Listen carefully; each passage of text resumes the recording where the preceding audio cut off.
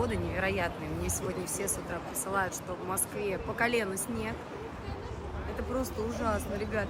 ქართული კლიმატით მოხიბლული რუსი ტურისტი, რომელიც ერთი შეხედვით ქვეყანაში უწყინარი მოტივებით იმყოფება და ძველ თბილის ათვალიერებს, სინამდვილეში პუტინის პროპაგანდისტია და საქართველოს ოკუპაციის კანონი აქვს დარღვეული, რაც სისხლის სამართლის დანაშაულია. ქსენია ბოროდინა უკვე რამდენიმე დღეა საქართველოშია. უკვე მოინახულა კახეთი და დღეს თბილისის ქუჩებში სეირნობს. ბლოგერი ყველაფერს საკუთარ სოციალურ ქსელში აქვეყნებს, რითიც დასტურდება, რომ მას ჩვენს ტერიტორიაზე შემოსვლის დროს არანაირი პრობლემა არ შექმნია. რუსი პროპაგანდისტებისთვის რომ საქართველო არის კომფორტული ადგილი, სადაც დადიან და ეს ჩვეულებრივად არიან, მე უმეტეს პუტინის გუნდის წევრებისთვის ეს ქალბატონი პუტინის გუნდს წარმოადგენს, გარდა იმისა, რომ პროპაგანდისტი არის საგანგაშო და პრობლემა. არ არის მხოლოდ ხაჭაპურის ქვეყანა და ხინკლის ქვეყანა. საქართველო ბევრად დიდი ტრადიციების ქვეყანა, რომელსაც რუსეთი გვართმევდა.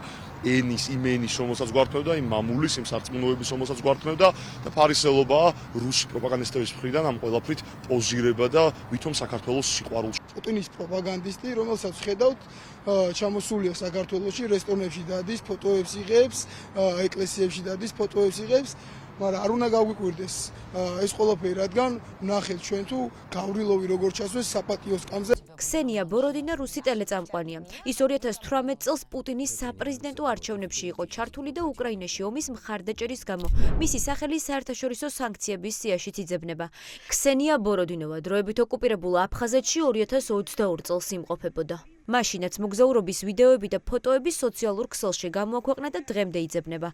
ახლა ჩნდება კითხვა, როგორ შემოვიდა საქართველოს ტერიტორიაზე სისხლის სამართლის დამნაშავე. დარღვეული აქვს საქართველოს საოკუპაციო კანონი, რა ვიცი, გაუჩერებლად მანოთ უშვებენ ქვეყანაში და რა ვიცი, ან დაატარებენ ერთი რესტორნიდან მეორეში და მთლიანად მაგალითად კიდევ რო ჩამოდიან ჩვენი ბიჭები სამშობლოში, რომლებიც უკრაინაში იბრძვიან დღესაც საერთო მტრის წინააღმდეგ, ხან სულ სახვედრებენ, ხან ვიღაც სახლში ადევნებენ ვიღაც პოლიციელებს და 20-24 საათი მათ ოჯახის წევრებს უსმენენ და ეს არის ყოველად წარმოუდგენელი ფაქტი. რუსული ხელისუფლების პირობებში სამწუხაროდ ქართველი ხალხი უკვე მიეჩვია იმას, რომ შეიძლება საქართველოში ჩამოდიოდნენ პუტინის პროპაგანდისტები, თავისუფლად გადაადგილდებოდნენ ქვეყნის მასშტაბით ის ადამიანები, რომლებიც ოკუპაციის კანონის დარღვევით არიან საქართველოში ჩამოსულები და სამწუხაროდ ამაზე შესაბამის უწყებებს არ აქვს სათანადო რეაგირება.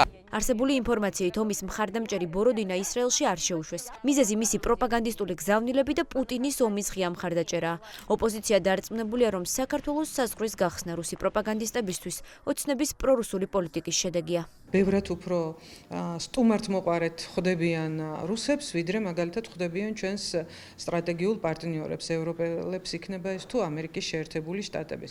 ეს რეჟიმი გაფორმდა, ჩამოყალიბდა უკვე ბიძინა ივანიშვილმა რუსეთის გავლენის ქვეშ თავისი განზრახვით დატოვა საქართველო. ყველა ის ადამიანი, რომელიც წარმოადგენს რუსული რეჟიმის მსახურს, პუტინის რეჟიმის მსახურს, ძალიან თავისუფლად გრძნობს თავს საქართველოს ტერიტორიაზე და არაერთი ეს შემთხვევა გვიხილავს ჩვენ, რასაც სამართლიანი პროტესტი გამოუწევია საქართველოში, თუმცა ამოდროულად ხედავთ, რომ პუტინთან დაპირისპირებული ადამიანები, მათ შორის არა მხოლოდ ქართველები, არამედ რუსებიც და ნებისმიერი სხვა ქვეყნის წარმომადგენლები არიან დევნილები, მათ არ აძლევენ საქართველოს შემოსვლის უფლებას ხშირად.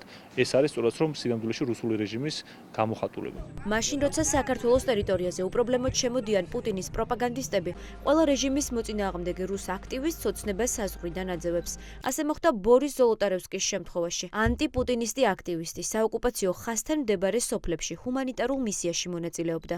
უარი უთხრეს იგორ მიგლანსაც, რომელიც ომის წინააღმდეგ კამპანიაში აქტიურადაა ჩართული და პუტინის რეჟიმისგან იდევნება. საქართველოში არ შემოუშვეს არც მაქსიმ ივანცოვი. ის არასამთავრობო ორგანიზაციის წევრია და არჩევნებში პუტინის ოპონენტს უჭერდა მხარს.